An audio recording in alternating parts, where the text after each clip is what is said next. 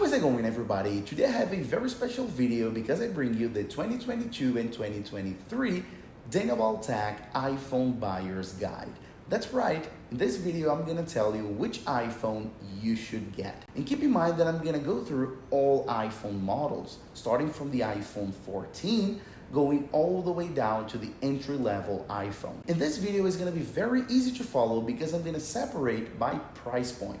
So I'm gonna start talking about, for example, if you wanna spend $800, what's the best iPhone for you? Or maybe $400, and I'm gonna cover all of them. So as I said, going all the way from the iPhone 14 all the way to the entry-level iPhone. So super easy to follow, covering all iPhone models for everyone, okay? So without further ado, let's begin. So let's start talking about the most expensive iPhones, and then we're gonna go all the way down to the entry-level ones. So let's say you wanna spend $1,000 on an iPhone or $1,100. You have that cash and you wanna buy a new iPhone, and of course you're thinking about the iPhone 14 Pro or 14 Pro Max, because those are the only iPhone models that you can buy that cost $1,000 or more.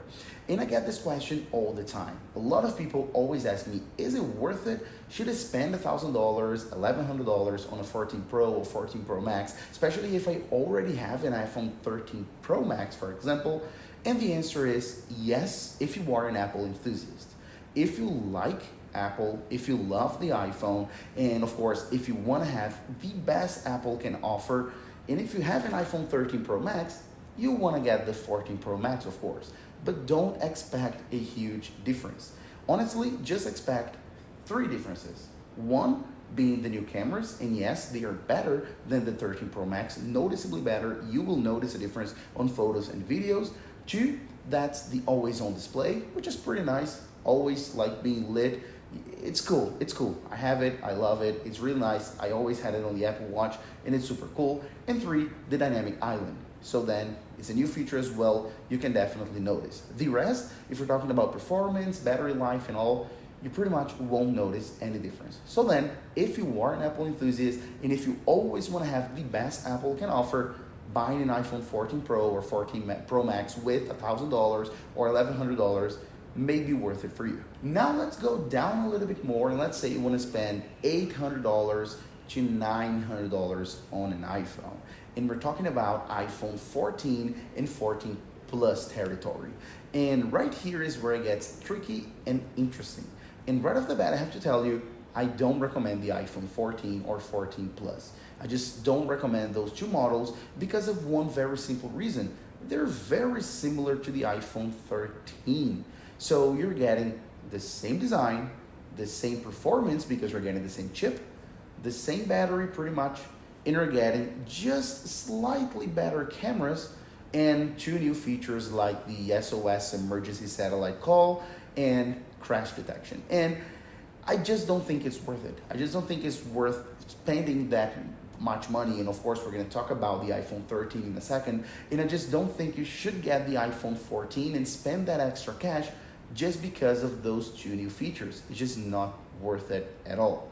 The only exception, the only caveat here is if you want a bigger phone, and of course we're talking about the 14 Plus here, if you want a bigger phone but you don't want to spend $1,100, because the iPhone 14 Plus will cost $900 and the 14 Pro Max $1,100. So we're talking about a $200 difference, and that's a relevant difference. So if you really need a big phone but you don't need a Pro phone because you don't need the cameras and all that, then on that specific exception, then it could be worth it for you spending $900 on an iPhone 14 Plus if you really need the larger display. Moving on, going down a little bit more, let's say you want to spend $700 on your iPhone. Your budget is $700. And of course, we're talking about iPhone 13 territory. And I have to be very clear, it's a great option. It's a great buy. I super recommend the iPhone 13 right now, especially after this price drop. after the iPhone 14 was released. Because the iPhone 13, to be really honest with you guys, is a very brand new iPhone. It was just released. Actually, a few months ago, it was still the best Apple could offer. It was the most recent iPhone until a few months ago. And of course, it has solid performance. If you think about it, it's the same chip as the iPhone 14 is using. So very recent and very solid chip. You have great battery, great cameras, great design overall. It's a good phone, it's a solid phone, and you can buy it for $700 right now, or even cheaper on some deals we have. So then, if you're thinking about spending around $700, between $700 and $800 to $900, I think that's the best buy in this price gap right here. $700 on the iPhone 13. You will not regret it. And of course, we have to talk about the 13 mini, which is a little bit cheaper at $599. And to be truly honest with you, I don't recommend it. I don't recommend the iPhone 13 mini for one simple reason: battery. So the iPhone 13 mini has pretty much the same features and specs as the iPhone 13, but it's tiny. And because it's tiny, the battery inside of it, it's tiny as well. So then battery life is compromised, it's not good, and it's pretty much the biggest main reason why Apple completely discontinued the mini iPhone. So Apple had the 12 mini, 13 mini, and then they realized it's not a good phone, and the iPhone 14 lineup doesn't have a mini version. So then the 13 mini is the last mini Apple will make, and that's pretty much because of it. Sales were bad, and that's pretty much because of the battery. So unless you really, really need a tiny, powerful iPhone, I don't recommend the iPhone 13 mini. If you need it, you can get it, but keep in mind, battery will be bad. Moving on, let's say you have $600 to spend on an iPhone, and we're talking about iPhone 12 territory right here. And my recommendation is, if you can, spend that extra $100 and get an iPhone 13. If your budget is a little bit flexible, go ahead, save a little bit more, and spend an upgrade to the iPhone 13. It's a $100 difference, but it's super worth it. Don't get me wrong, the iPhone 12 is a great iPhone. It has great performance, it's a solid phone. The design is updated, it's squared off and everything, so it has an updated design overall. Cameras are great as well. It has MagSafe, it has 5G, it has an OLED display, so it's a great iPhone. But again, battery is a problem right here when we're talking about the iPhone 12.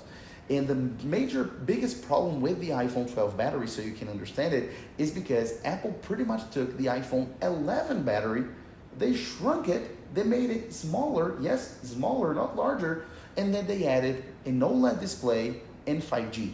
So they got the battery from the iPhone 11, made it smaller, and added features that required a lot of battery. So then battery life in the iPhone 12 is just bad. My brother has an iPhone 12 and he's always constantly complaining, I can't take it anymore. It's incredible. So I just wouldn't recommend the iPhone 12 for this reason. But again, as I said, it's a great phone. Just keep in mind of that battery issue, that battery problem. You may be needing to charge your iPhone a bit more often. And now, if we're talking about entry-level iPhone, the cheapest budget you may have to buy a new iPhone, we're talking about $400. To be more precise, $429. And we're talking about the iPhone SE 3, the third generation of the iPhone SE. And I have to tell you, it's a great iPhone. It's a great entry-level iPhone, a great budget iPhone. Because the iPhone SE 3, it has the same processor as the iPhone 13. That's right, the same as the 13. Is a really, really updated process. You can get the same processor as the iPhone 14 on an iPhone SE for $400. It's incredible. Battery life is great. Cameras are good for the price point. It has awesome features like 5G, so it's a great iPhone. But of course, it has problems because it can't be perfect. It's $400, but the design is really old. If you look at the iPhone SE 3, you're pretty much looking at the iPhone 6. Yeah, it's the same design with the home button and all. And the screen, the display is very, very small as well. And of course, it's LCD, it's not OLED. So then you're having a pretty bad screen, small screen, and of course, a very, very old and outdated design. But if you're thinking about getting an entry-level iPhone, maybe your first iPhone, and you don't have that much cash, thinking about it, $400 is a great deal to get a very, very good iPhone. So then iPhone SE3, great recommendation, okay? So that's it. Hope you enjoyed the video. Hope it was helpful to you. If it was, please make sure to hit the like button down below, subscribe button, and don't forget the little bell icon to get notified. There are always tons of content here, new videos, new content on About Tech. And of course, last but not least, give your feedback down below and let me know what you think about my buyer's guide, what you think about this whole subject, okay? So that's it, and I'll see you on the next video as usual. Bye-bye.